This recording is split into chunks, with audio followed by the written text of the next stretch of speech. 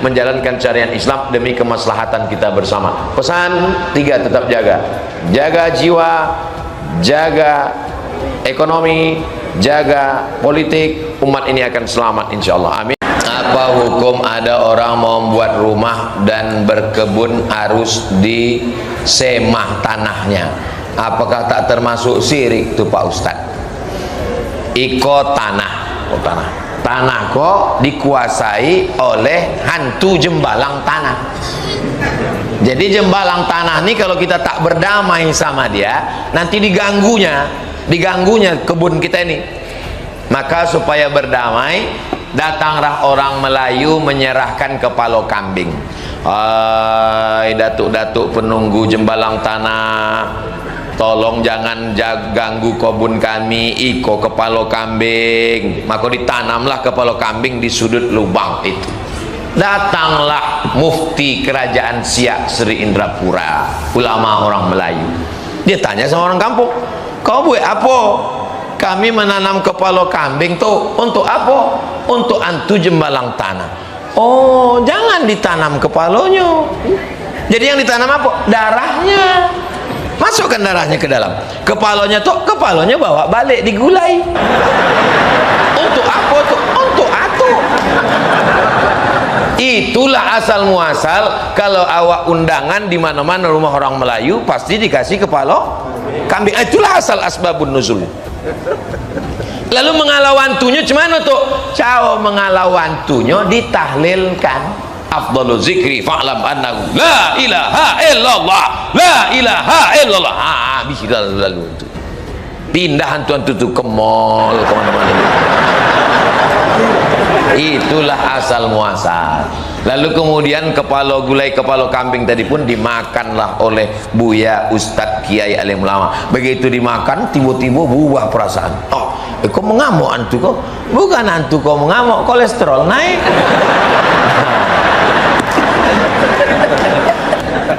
Kalau sampai meyakini bahwa kepala kambing kok untuk antu kok supaya tidak mengganggu, maka berarti awak sudah menduakan Allah dengan hantu jembalang tanah. Iyyaka na'budu wa jembalang tanah nasta'in. Berubah bunyi Fatihah. Iyyaka na'budu wa jembalang tanah nasta'in.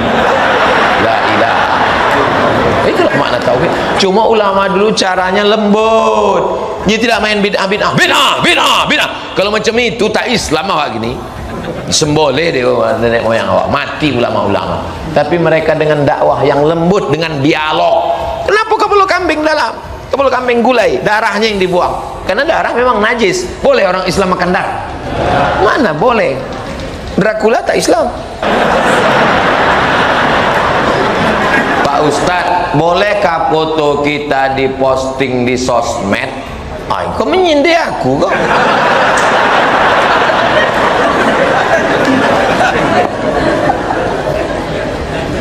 Bagi yang meyakini bahwa foto itu adalah berhala, itulah orang yang melarang foto tak boleh ditempel di masjid. Karena diyakininya foto itu adalah berhala. Ini foto ini berhala, maka tak boleh dipajang di masjid. Foto berhala tak boleh dipajang di ruang tamu. Maka dijawab oleh Syekh Bahid Al-Muti'i, mufti. Kata beliau, foto bukan berhala. Karena berhala itu kalau disenter ada bayang-bayang. Ada bayang-bayang tak? Ada disenter, 3 dimensi. Sedangkan foto tidak. Foto itu bukan berhala. Foto bukan patung. Jadi jangan samakan foto dengan patung. Selesai bahwa foto bukan patung. Jadi kalau begitu hukum asli foto mubah, boleh. Kapan dia menjadi haram? Dia menjadi haram kalau membuka aurat. Foto itu tak ada membuka aurat. Bahwa banyak tidak dapat lelok malam gara-gara itu bukan salahmu. Selama tidak membuka aurat, batas-batas. Ibu kalau memposting foto jangan yang surang, jangan sendirian, rame-rame grup pengajian, rame-rame. Jangan sendirian. Kalau sendirian nampak orang fokus ke situ. Jadi rame-rame tak masalah. tidak membuka aurat. Iko sudahlah sendiri membuka aurat, selfie, mulut digini-ginikan pula. Macam kudo lapa. Nah, itu. Silakan posting, tapi yang tetap menjaga marwah sebagai orang Melayu, menjaga ikatan syariah. Adat bersendi syarak, syarak bersendi kita boleh. Bolehkah laki-laki pakai obat kuat, Pak Ustadz?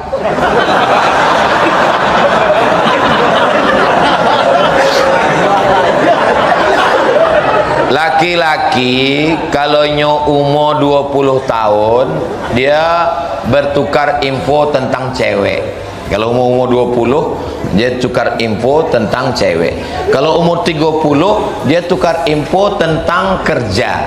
Umur 40 dia tukar info tentang keluarga. Umur 50 tukar info tentang obat kuat. Minyak lintah, biawak. Dulu ada koran di Pekanbaru, koran. Asalnya nama saya itu kan tak pakai titel-titel dulu. Ustadz Abdul Somad. Asal ada pengurus masjid menulis titel, saya bilang jangan tulis titel, Abdul Somad aja. Ada koran dulu di Riau, halaman belakangnya Ustadz menjual minyak lintah. Lama-lama aku berpikir, iko esok ditelepon orang, Assalamualaikum Ustadz, minyaknya masih ada. Sebab dia tak bisa membedakan mana ustadz pengajian, mana ustadz ubek kuat kan. Nah, itulah asal muasal kenapa aku buat Ustadz Abdul Somad LCMA, supaya bisa dibedakan mereka mana ustadz yang mengajar agama, mana ustadz obat. Likulli da'in dawa, setiap penyakit itu ada obatnya. Fatadawu, maka berobatlah kamu. Orang yang mengalami ejakulasi dini atau senapan air tidak melatui, maka itu salah satu penyakit. Maka dia berobat dengan herbal, misalnya minum madu atau dia olahraga, selama tidak melanggar syariat Islam dan yang dimakannya itu tidak haram, maka al aslu fil asya', balik kepada kaidah al aslu fil asya' al ibahah, hukum asal segala sesuatu adalah boleh. Kalau ubek iko Pak Ustadz ubek kuat, tanya dulu dokter, takutnya awak kok kap 70 di si minak pesawat. Nyo mesin tu pocah. Melatih. Jadi saya mau kasih tahu sama kalian yang muda-muda bahwa kita ini tidak pernah tua. Saya sekarang umur lahir 1977, kini 2023, berarti 46 tahun. Umur saya 26 dulu dengan 46 kok rasanya sama, tak ada beda. Jadi jangan kalian pikir, anak-anak muda, jangan kalian pikir waktu nengok orang tua, nampaknya kalau pikir enggak, orang tua tuh pikirannya tak tua, dia tetap muda, cuman tenaga tak ada. Inyolah digas. Itu jadi dikonsultasikan ke dokter kalau UB-nya kok dosisnya tinggi. Hanya awak khawatir napas tidak sampai. Butuh tengah jalan. Nah itu. Wa amruhum syura bainahum. Orang beriman itu memusyawarahkan perkaranya. Jelas jawabannya? Jelas insyaallah. Kalau ada nyampe tidak jelas, utaknya jelas. Ustadz, apa hak suami terhadap HP istri? Karena banyak pertengkaran karena HP, Pak Ustadz. Tolong dijawab. Apa masalah HP istri kok?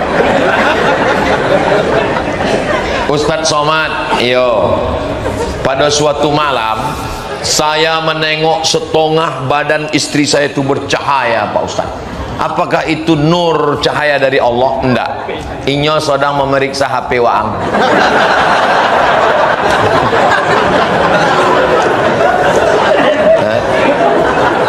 Apa rahasia di dalam itu sehingga punya khawatir yang berlebihan?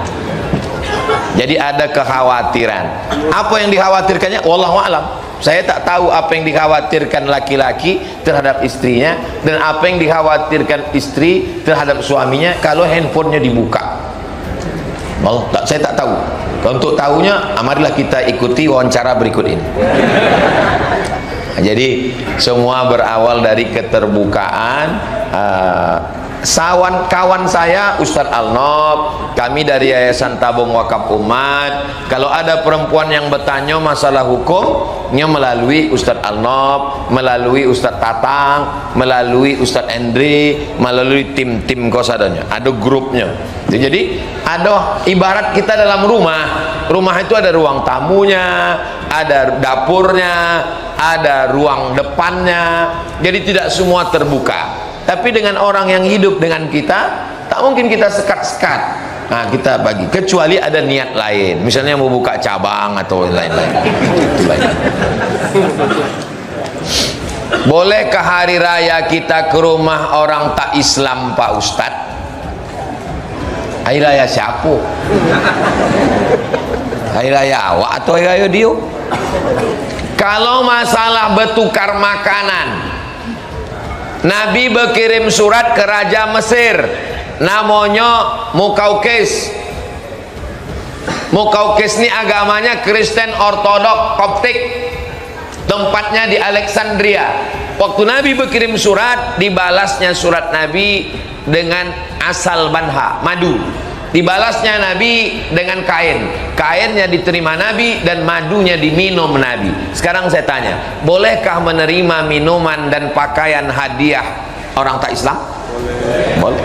Itu dalil. Kalau yang dikirimnya adalah madu, kalau dikirimnya kamput, haram. Di mana letak haramnya? Innamal khamru wal maisiru wal ansabu wal azlamu rijsun min amalis syaitan.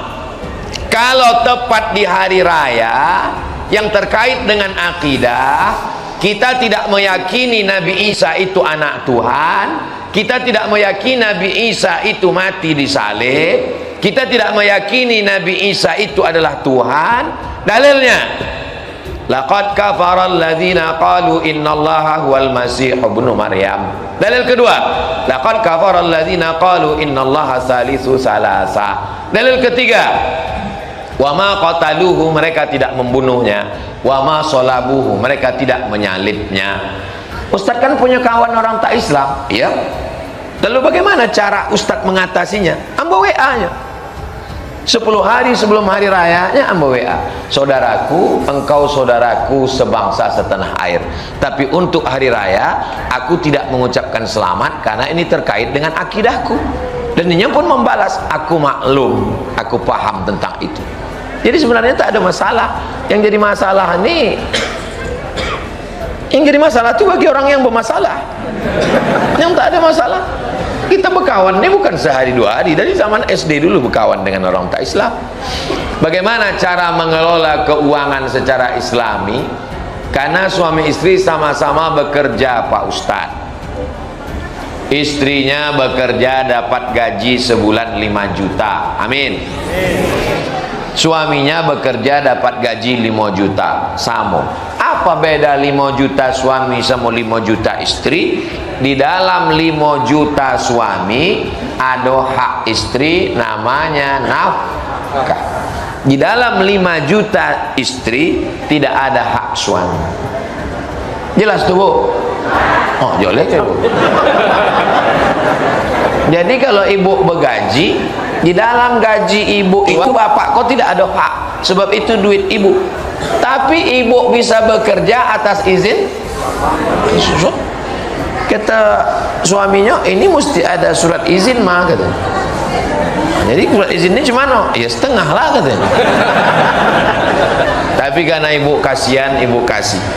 Sebenarnya duit kau 5 juta kau punya aku, tapi aku kasihan kau sama fakir miskin, kau ambil lah. Sedekah. 5 hak istri terhadap suami. Yang pertama, kasih makanan. Ibu udah makan? Yang ada yang belum.